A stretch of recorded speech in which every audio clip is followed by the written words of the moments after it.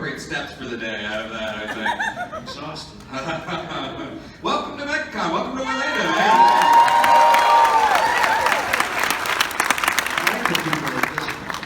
So everybody's very friendly. It's well, you know, actually, and that's a good question, because when you started, when you got the MacGyver role, and you were an actor on soaps, you did a lot of acting before MacGyver, but go back to '85. Was there any sense that people would be one day showing up to talk about your work? Was that even a pipe dream? Good God, no. Close. I was when I got the call to go audition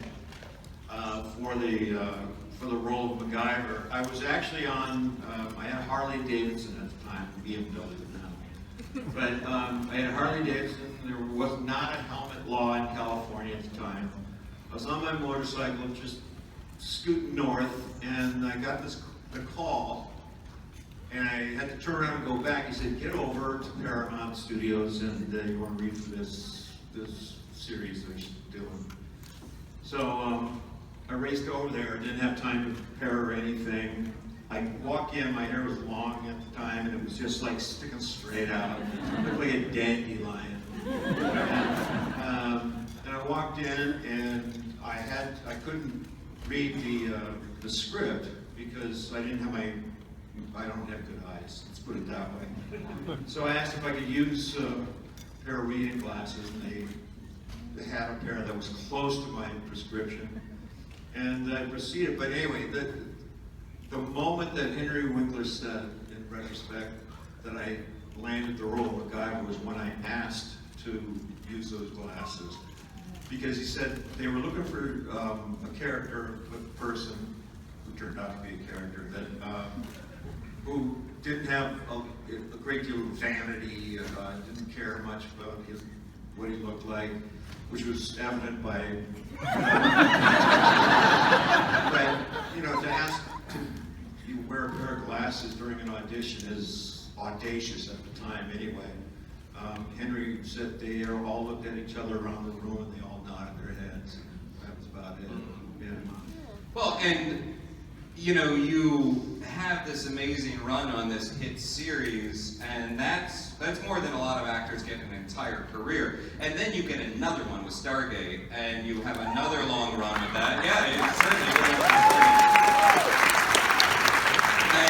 And now this, you know, this fan base. I mean, with regards to Stargate, and maybe MacGyver as well, but why do you think the fan base has stuck around so long for that show? I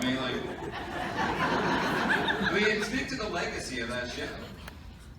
Which one? Well, let's start with Stargate. There are so many. Yeah. Well, Stargate, I think, is fairly self-evident, possibly.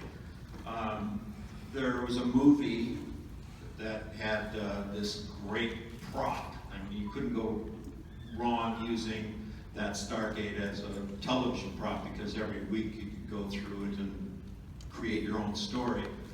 I brought with me a relative fan base from MacGyver, and the movie had already had generated its fan base, so it was to me, I signed on because it looked like a no-miss, and it was an opportunity to use to have different stories every week and still have a through line of a team that went, anyway, I'm getting esoteric, which is my want. But, and the MacGyver thing was just, I think a great part of why it became popular eventually was that at the time in 1985, when we started, oh God, that's a long time.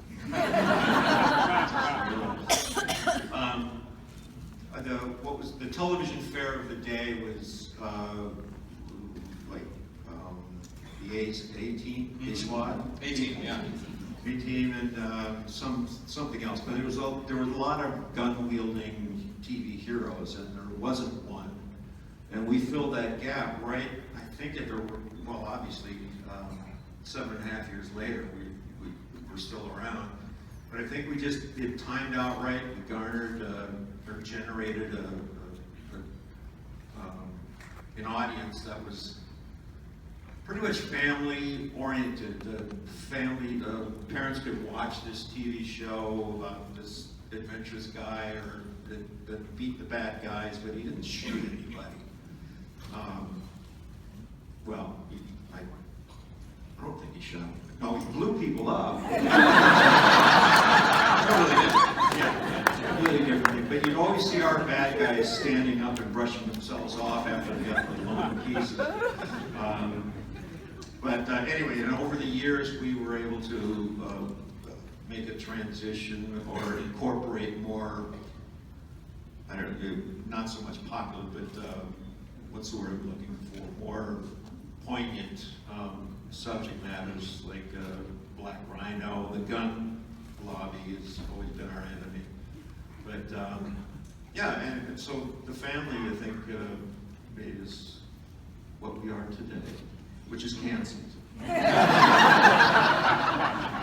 When was the first time that you heard people sort of use MacGyver as a verb, like something MacGyver together? I mean, personally, I bubblegum and paperclip hold a special place in my heart because I feel like I can fix anything with those two things. But when did you first hear it as a verb? Well, actually, what the bigwigs at Paramount, and pretty much it was one of our executive producers, they actually formally contacted Webster's dictionary people, and because they do a new word version every once in a while, every 5 or 10 years, whatever. And we missed it by 2 weeks, missed the deadline by 2 weeks, or we would have been in the dictionary. And from what I understand, it's in some now. I think it's the MacGyver dictionary, but yeah, I mean, it became. I hear Rachel Maddow use MacGyver a lot in those terms, which I don't know how many Republicans are in here, probably a few, but Rachel is my hero. Really? I feel safer. Well, let's start to an audience question. We'll start over here. Hi there. Hello. I have a question, Mr. Anderson, about the Tok'ra. You guys had that episode, Mr. Yashimon, you sort of start to realize that the Tok'ra are not the same as the Goa'uld. And Sam's dad goes through cancer, and to save his cancer, they turn him into a Tok'ra, and they take the symbiote. So my kind of question to you is who would you choose in the real world to turn into a Tok'ra if you had to for a circumstance like that? All right. Just opening up the hard-hitting question. I have the slightest idea what you're talking about.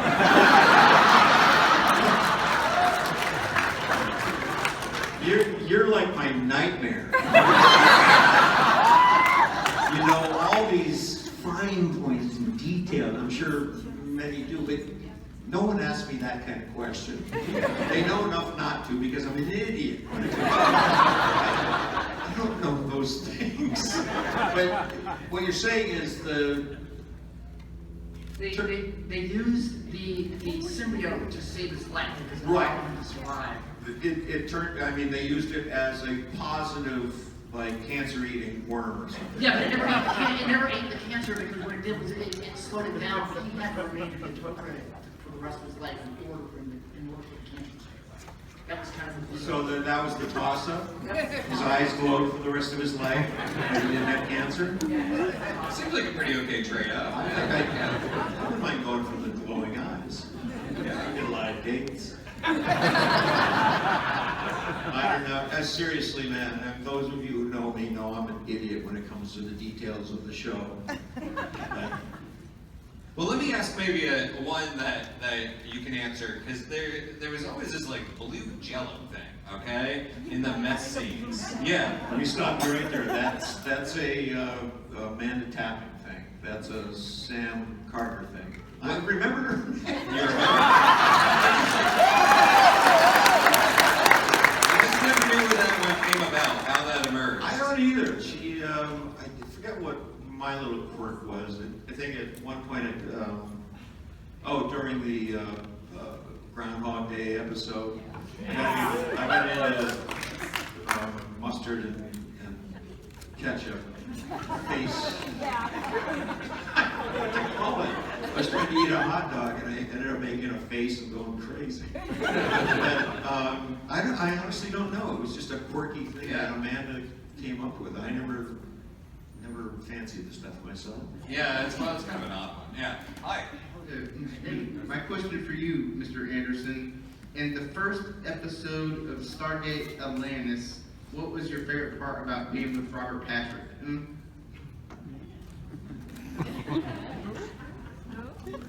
You mean Robert Carlyle? No, Robert Patrick. He played the Colonel Marshall.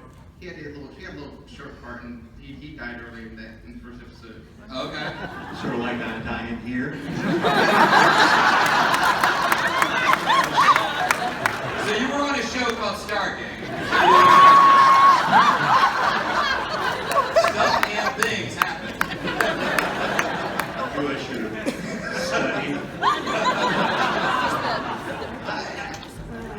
I think you're right. But I don't remember the inner. Did we connect? Did we talk to each other? Yeah, I think like near the beginning, I think you two kind of met for a little bit, you know, and then because he went through first, you know, and then but he didn't make it in that first episode. That's when I stopped because when Patrick. Robert Patrick, he played Colonel Marshall Sumner. Marshall's. What was your favorite part of that? Since clearly we don't have an answer. My favorite part was when Robert Patrick, you know, because I've just been a fan of his, you know, and when he first died, you know, I said, okay, I give up with this, you know, because I was hoping he'd make it, you know, in this area, but they killed him off early. Apparently. I honestly, forgive me, but he didn't register at the time. Maybe I was in awe, maybe I didn't work with him on the show. But it happens. Seriously, I mean, people, in shooting a television or movie, anything like that, sometimes you'll be in different parts of the county shooting something, and you're on the screen together and never meet. So I honestly don't remember. I remember being on the show because I had to, as one of the producers, I had to edit a lot of stuff. Okay. To be a part of that, but maybe I cut him out of the show. Well, anyway, it's good to have you here. Oh, thank you, man. Well, when you're working on a show for so many years, obviously, you know, you're going to get questions about favorite scenes, favorite moments, and those can be a little bit tough. But when you kind of think back on that show, what is the thing that pops into your head? And it could be off screen as well with your cast, but how do you sort of sum up that experience in your brain of working on Stargate? Well, as an entire entity, I think at the time in my life when that came along, I was kind of questioning, well, which way to go. And I was lucky enough to fall in with this group, and I was lucky enough to be in a position to put the group together. Let's put it that way. And what I took away from it ultimately was, because MacGyver was, you know, when Dan Elcar left, I didn't have anybody to play with. Pretty much it was me and the guest stars, or me and Murdoch, or whoever. But on Stargate, it was a show. I'm there. I had a great group of, I mean, the cast that we had, I think, is what made the show, or at least allowed the show to perpetuate, because we had such a phenomenal on-screen and off-screen rapport.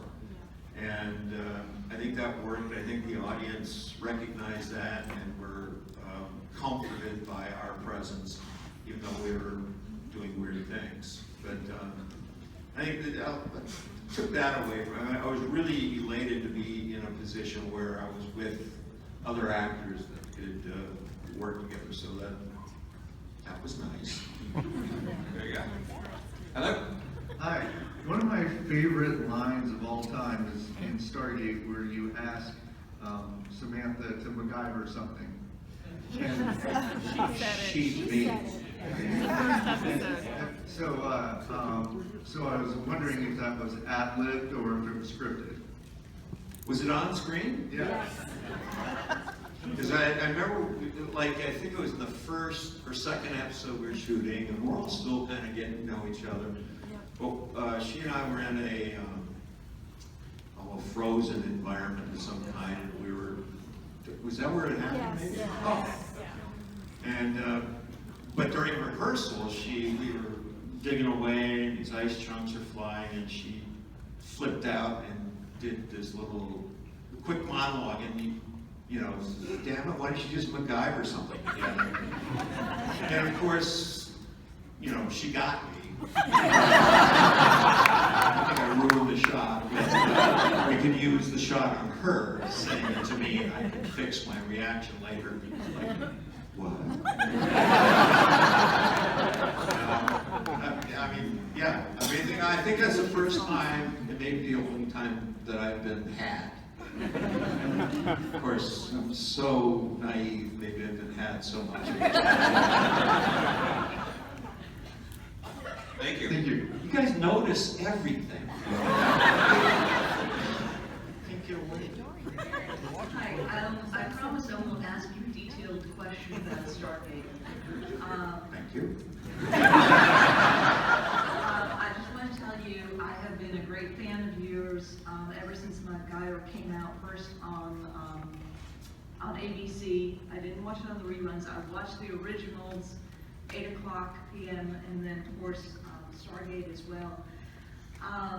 So I've watched you, your career, and you had said that you enjoyed MacGyver because of your the stunts that you got to do yourself, and of course they incorporated the ice hockey that you love to play, but you enjoyed doing Stargate better. I think because of the sarcasm that you got to play, and that really comes out. So now that Wiley's in college, my question is, what type of show would you be interested in doing? Because obviously the new MacGyver, which I don't like, I just have to say,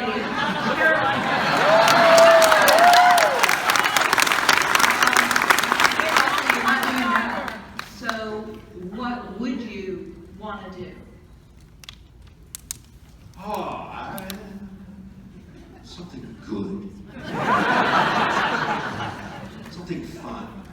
I honestly haven't thought, because I get offers to do things, but I've created my life situation is such that, although there's a caveat to this whole story,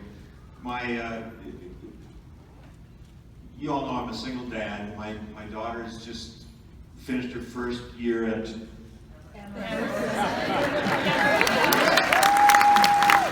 straight A's, thank you. Didn't get it for me. So that, I don't mean to put this responsibility on her, and she knows she doesn't have it, but I essentially left the Stargate franchise a couple years early so I could be in Los Angeles and close to my daughter being, you know, as she's growing up at the formative years. And what I've done by kind of semi-retiring is seeing it through and being able, I got her up into Boston at Emerson, and she's just thriving now, and she's becoming a woman, damn it. Just want her to be a little girl. But that's the life that I've been living pretty much, and I've been very comfortable doing that. Obviously, I'm about 80 pounds overweight. That's what I've been doing, then off getting fat. As an avocation, I highly recommend it. It's okay. But I really can't, I don't know. I kind of would like to do a comedy, but I don't honestly think I'm very apt. I'm not very, I don't talk good with a script. I don't think I can make somebody else's words funny. In other words, I have issues, yes. I will not deny it, but yeah, comedy would be nice, something good. More Stargate. Or that. I wouldn't mind doing the voice for a cartoon character. Archer! As bad as that one. I mean, there is this want of fandom to get more of the things that we all love, and somebody shouted it out. I mean, would you actually be involved, not be involved, but would you be interested in more Stargate being out there? Well, there have been moments since I've left and the show has gone its way, where I've thought about how great I had it when we were in this. We're rolling. We had great storylines, and the Bible was for the show was laid out really nicely for the coming years. And I told Brad, the producers and the writers, that I just couldn't do it. But so I'll get that. I'm not here.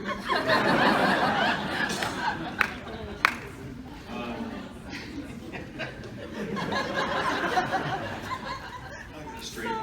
That's all right. Who is it? I have no idea who that was. What was the question? It was just about more Stargate. Yeah, seriously, I've given some thought about how great it was having that great a cast around me, and the writers, and just the whole attitude about work and play, how both are equally as important as long as you get the job done. But yeah, I would. If Brad were to call me and say we might have this thing going, if you're in, I would go in.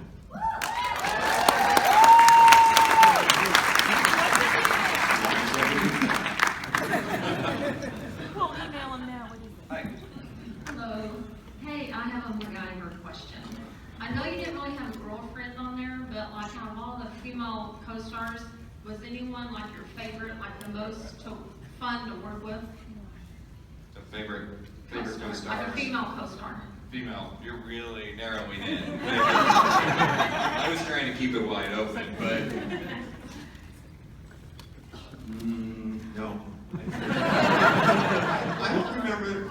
There was one girl that was, I think we were in Peru or something, somewhere in South America, and I was saving her, and she was kind of a strong girl, real curly hair.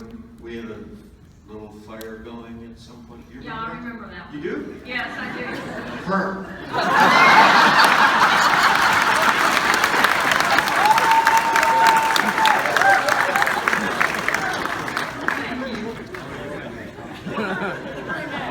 Dodged a bullet. yeah.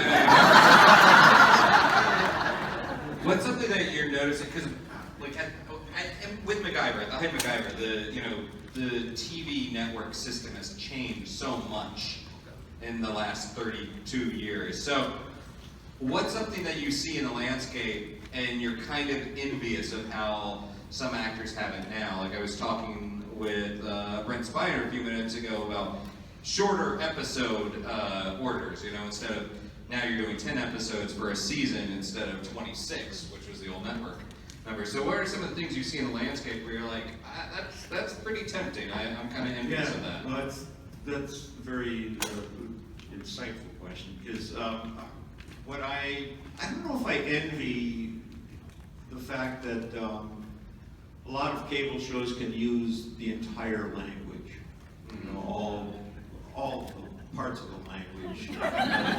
Because let's face it, all parts of the language are used to express, and including the vulgarities that exist that can be written into any vulgar character, etc.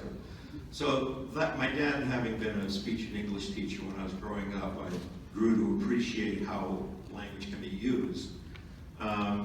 But yeah, that freedom, also the subject matter they're taking on these days in those venues, just, I mean, there's no limit. There really is no limit to where they can go now. I don't think there is a limit. Not much. I'm trying to think of the most bizarre or insignificant looking cable show that I've ever seen. And even that was worthwhile in some way because it held my attention for 20 minutes. It's 20 minutes I'll never have back. But those two elements, subject matter, language, yeah, that kind of thing. Yeah. Well, speaking of language, you did a cameo on Don't Trust the Bee in Apartment 23, didn't you? Yeah. That's what word that we How did that one come about? 'Cause I have the slightest idea. Suddenly I was on that set. Yeah. And what's his name? Van Beesbrook's dad. What's his name? well, it's Vanderbeek, but yeah, James Vanderbeek. Yeah. That's Vanderbeek. Van Beesbrook. Oh, he's the goalie from the New York Rangers.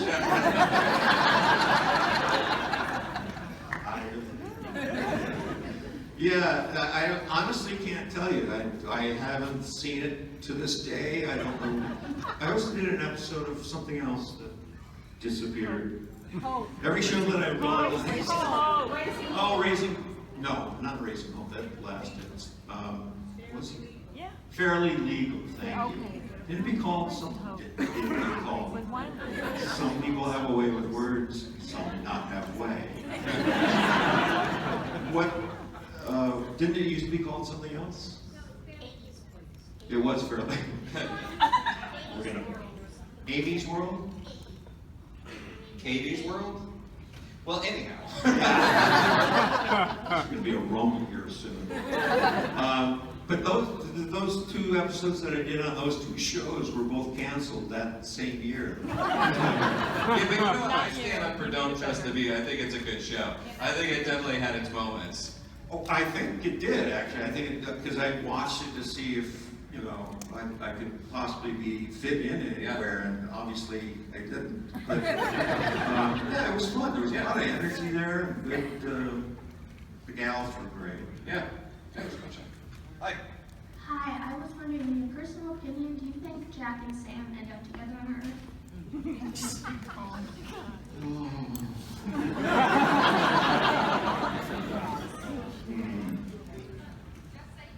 You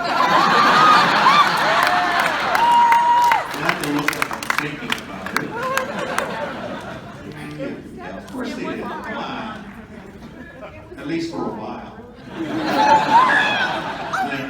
And then Michael came after me and we ran off together.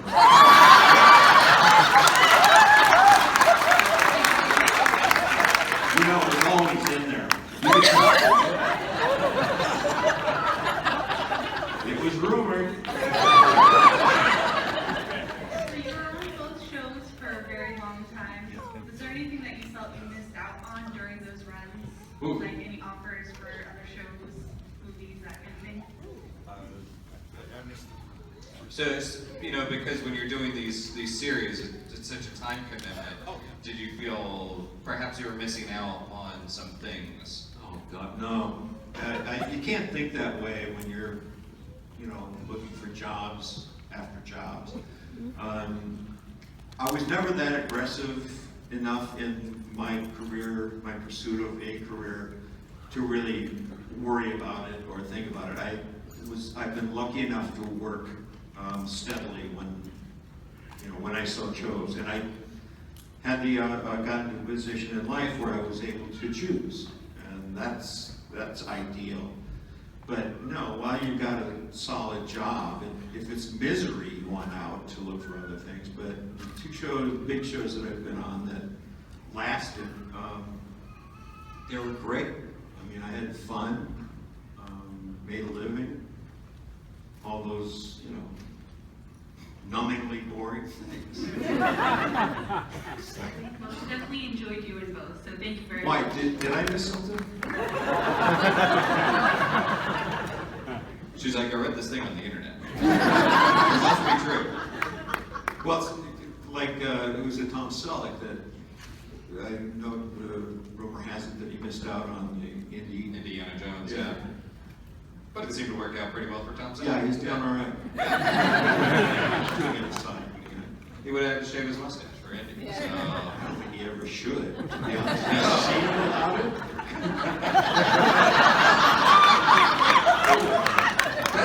That's how internet rivalries begin.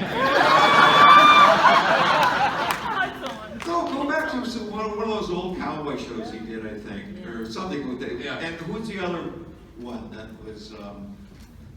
Sam Elliott. Thank you. Sam Elliott should never shave his mustache. Well, that's true. That's like a national treasure right there. Mustache. They're going to mate.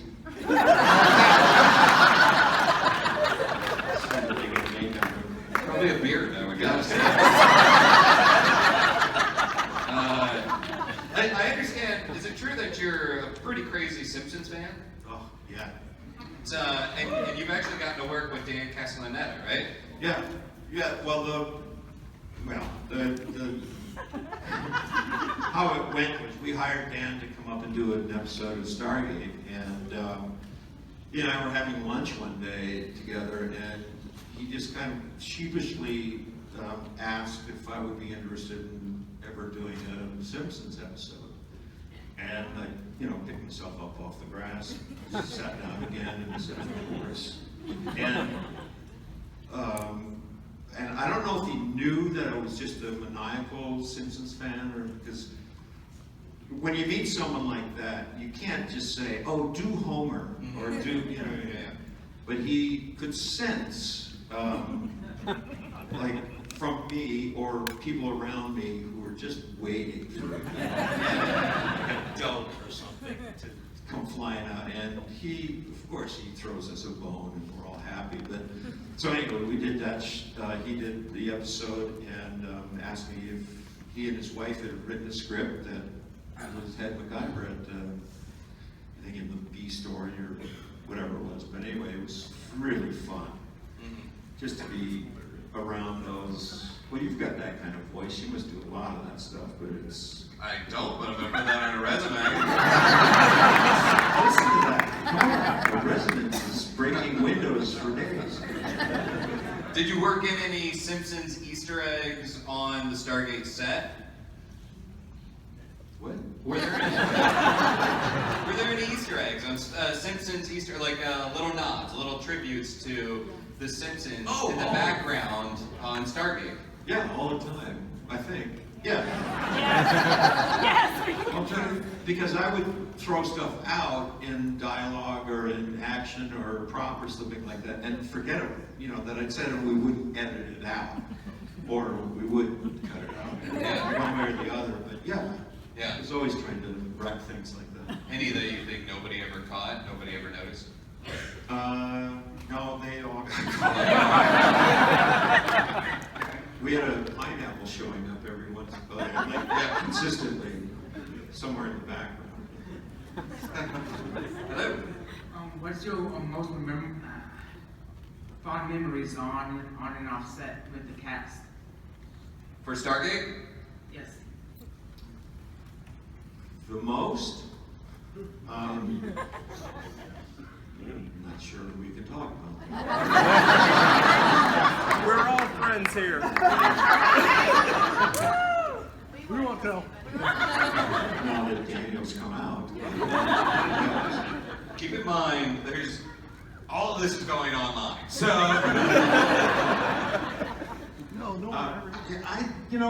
That's a really impossible question to answer because no one event stands out because it all has an equal amount of joy attached to it.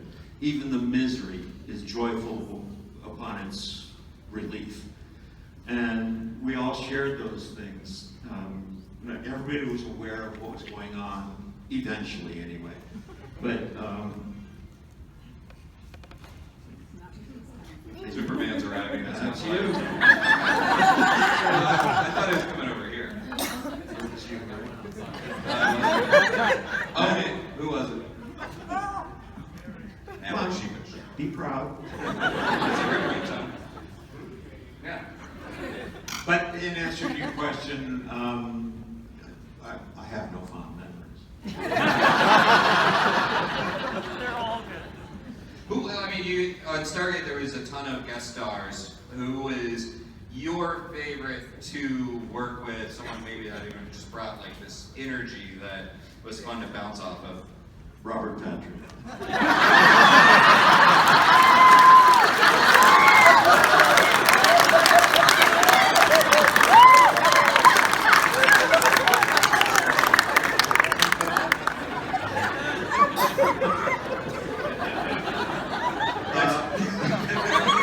Carlisle was actually fun. Yeah, seriously. Yeah, he was kind of I idolized him from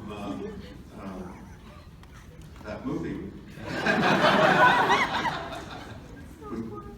was going to say Patrick. Anyway, I don't know memory left. But he was what? Train spotting. Thank you. Stay close, audience. But Robert Carlisle, from he has that history. Years, whether you were more excited as an actor to be able to pick up a gun in Stargate to kill the bad guy, or whether you were more disappointed that you couldn't use the good looks and the bubble gum to save the day. What a mean thing to say.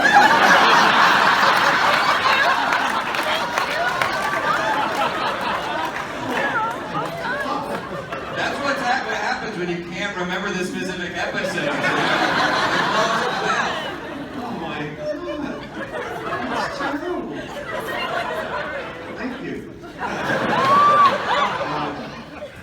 You mean, which one do I prefer? Were you more excited that you could finally use a gun, or were you disappointed that you couldn't use like simple things to solve the problem? Well, neither one actually. It would be or both. I think I just shoot people at this moment.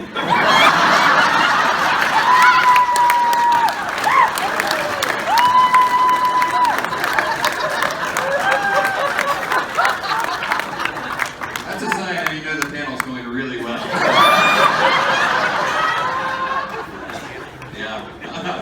Actually, this is going to be our final question. So you had a lot of great one-liners and funny moments in Stargate SG-1. Was a lot of that you, or was a lot of that from the writing? Yes.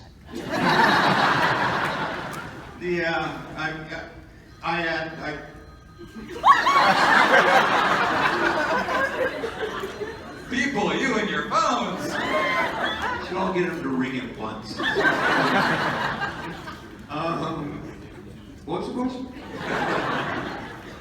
Question was a lot of the funny stuff and one-liners that you had in Stargate. I really, at the very beginning, I had to sit down with Brad Wright and apologize, because during table reads, when we had table reads, I would ad-lib lines just in the reading and stuff, and it would bleed over into on set. But there was nothing malicious about my action until Brad said, you're hurting a lot of people's feelings by doing that. The writers, they've written these things, and we've all put in our work, and you're just kind of stepping on it. And I realized he was right, and I wasn't being respectful of the process. In other words, try what we have, what we're given, and then work together to make it better. But after that meeting with the writers and such, I took Brad aside and I said, you gotta cut me a little slack here, because I can't, it'll just occur and it might come out. If it fits, can we use it? If it doesn't, we can cut around it. And that's how we decided to work together. So a lot of the, this snotty sarcasm and such is pretty emanates. Good.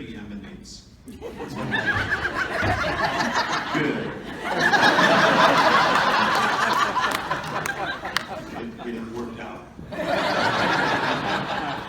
On that note, guys, the panel's at an end, but this gentleman's going to be here this weekend. Go stop by his table, show up for some photo op.